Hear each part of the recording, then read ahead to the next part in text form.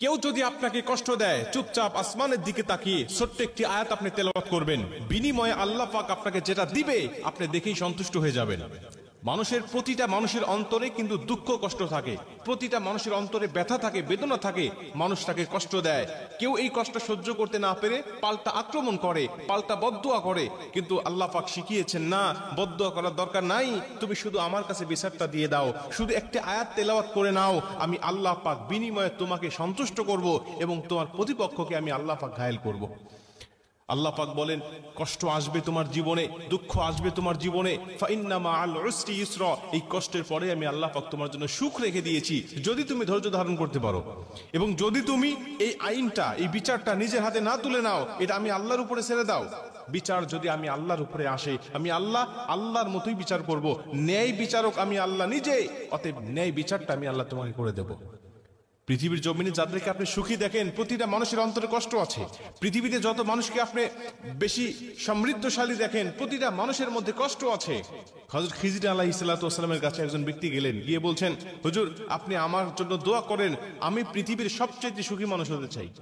খিজির আলাইহিস সালাতু ওয়াস সালাম বলছেন, দেখো তোমাকে ওইভাবে আমি দোয়া করতে পারি না, তবে আমাকে তুমি একজন মানুষের উদাহরণ দাও, যে মানুষটা পৃথিবীর সবচেয়ে সুখী, আমি তার মতো হওয়ার জন্য তোমার জন্য দোয়া করতে পারি।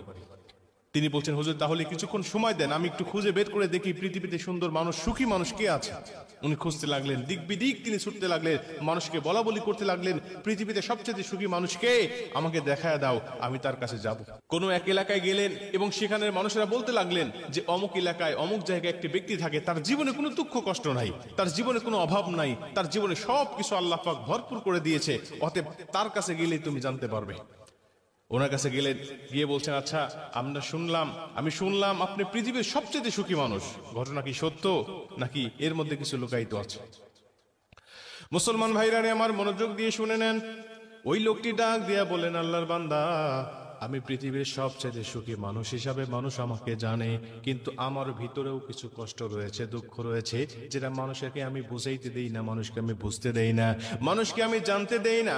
আমাকে আল্লাহ পাক ধন সম্পদ দিয়েছে, সুন্দরী নারী দিয়েছে, গাড়ি দিয়েছে, বাড়ি দিয়েছে, সব কিছু আমার আছে, কিন্তু আমার আল্লাহ পাক আমাকে দাম্পত্য জীবনে অসুখী করে রেখেছে। পৃথিবীর জমিনে কোনো মানুষ কিন্তু পরিপূর্ণ সুখী হতে পারে না।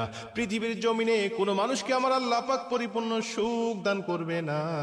পরিপূর্ণ সুখ দান করবে আমার আল্লাহ পাক একমাত্র মানুষগুলোকে জান্নাতের ভিতরে, শুধুমাত্র জান্নাতের ভিতরেই আল্লাহ পাক পরিপূর্ণ সুখ মানুষকে দান করবে।